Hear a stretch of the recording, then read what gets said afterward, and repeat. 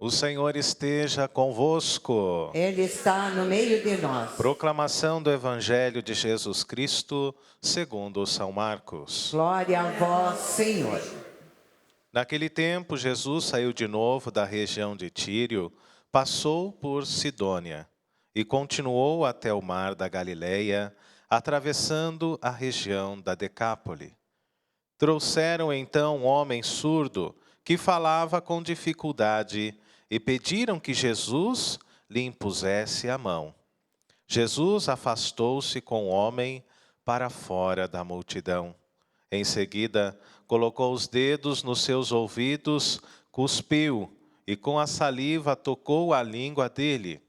Olhando para o céu, suspirou e disse: Éfata, que quer dizer, abre-te. Imediatamente seus ouvidos se abriram, sua língua se soltou e ele começou a falar sem dificuldade. Jesus recomendou com insistência que não contassem a ninguém, mas quanto mais ele recomendava, mais eles divulgavam. Muito impressionados diziam: ele tem feito bem todas as coisas. Aos surdos faz ouvir e aos mudos falar. Palavra da salvação. Glória a vós, Senhor. Que as palavras do Santo Evangelho perdoem os nossos pecados. Amém. Queridos irmãos, queridas irmãs, a liturgia de hoje, ela nos apresenta um paradoxo entre a infidelidade do rei Salomão e a fidelidade de nosso Senhor Jesus Cristo, que seguindo a obediência que vem do Pai, faz bem, assim como disse a palavra, todas as coisas. Na primeira leitura, somos colocados diante das consequências desta infidelidade do rei Salomão. Ele que tinha tudo, riquezas, sabedoria, sucesso naquilo que fazia, caiu na infidelidade. Se distanciou do Deus libertador, do Deus criador, se esqueceu da sua própria identidade. E quando nós nos esquecemos da nossa identidade, quando nós nos esquecemos de quem somos e para que viemos ao mundo, verdadeiramente, nós caímos na infidelidade, caímos no pecado e nos distanciamos de Deus. E o povo de Israel, consequentemente, acabou caindo no esquecimento do Senhor. Já dizia o salmista: em teu meio não exista um Deus estranho, porque o Deus de Israel se tornou estranho para o seu povo. Não adores a um Deus desconhecido. E este foi um dos pecados de Salomão. Construiu templos para outras divindades, se esqueceu daquele Deus único, fiel e verdadeiro. Porque eu sou o teu Deus e o teu Senhor, que da terra do Egito te arranquei. Como podes esquecer disso? Da minha ação na tua vida, da minha libertação na história de todo o povo. Mas o meu povo, como cantava o salmista, não ouviu a minha voz. Israel não quis saber de obedecer-me. Deixei então que seguissem os seus caprichos. Abandonei-os ao seu duro coração. Que tristeza ser abandonado por Deus, não porque Deus quer nos abandonar, mas porque os nossos caminhos nos levam para longe do Senhor. Porque as nossas escolhas, muitas vezes erradas, nos afastam do propósito que Deus tem para a nossa vida. Deus quer para o seu povo uma história de vitória, de alegria, de felicidade. Mas Deus ainda hoje continua nos dando o livre-arbítrio, o dom de podermos escolher que caminho nós queremos seguir. Deus não nos obriga a segui-lo. Deus não te obriga a ser fiel a Ele. Se te obrigasse, não seria Deus. Deus nos dá a liberdade e Deus entregou a liberdade ao seu povo. E este povo usou esta liberdade de forma equivocada. Quem me dera que meu povo me escutasse. O Senhor se lamenta por isso. Que Israel andasse sempre em meus caminhos. Por isso nós rezamos aqui hoje: ouve, meu povo, porque eu sou o teu Deus. Não tenha dúvida que nós possamos, amados, voltar para o Senhor. Não importa que caminho você tomou, não importa qual seja hoje o teu pecado, é preciso mudar de vida. É preciso mudar de história, voltar novamente para este amor primeiro. Voltar para casa, porque o nosso Deus é um Deus misericordioso, que quer acolher a todos nos seus braços de amor, de compaixão e de misericórdia. O texto de hoje está lá no 1 Reis, capítulo 11, início do capítulo 12 até o versículo 19. Aías, tomando o manto, rasgou-o em 12 pedaços. Chamou então Jeroboão a um lugar isolado, no campo, distante da cidade, e entregou esses 10 pedaços para Jeroboão, dizendo: esta é a parte que o Senhor vai te dar. Esta é a sua herança, por causa da infidelidade do rei Salomão.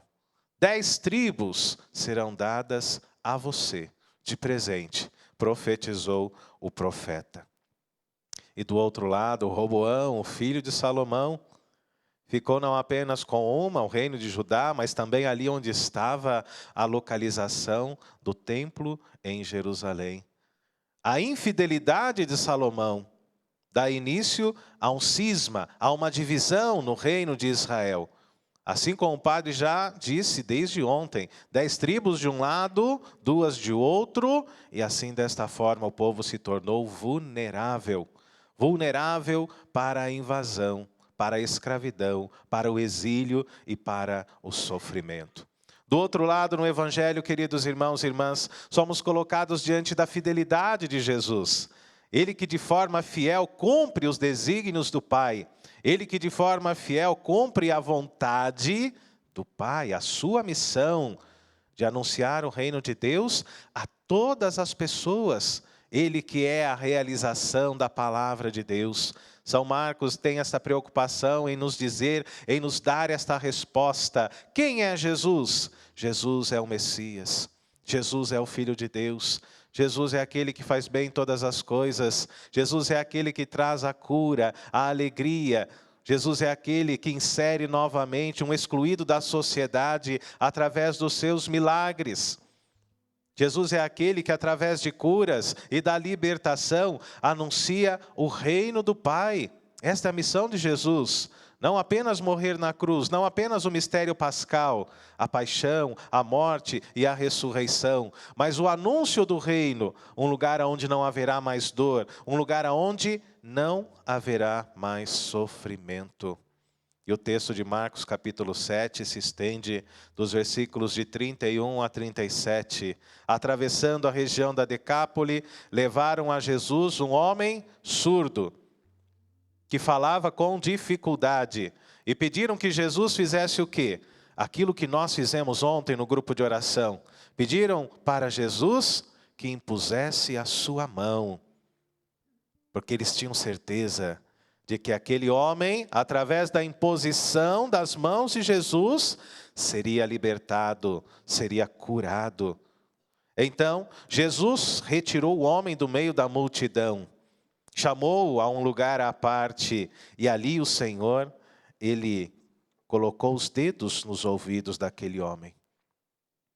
Passou saliva na sua própria língua. E através de uma oração voltada ao céu, Jesus disse, Éfata, que quer dizer, abre-te. E naquele instante, imediatamente, se abriram os ouvidos e a língua daquele surdo mudo.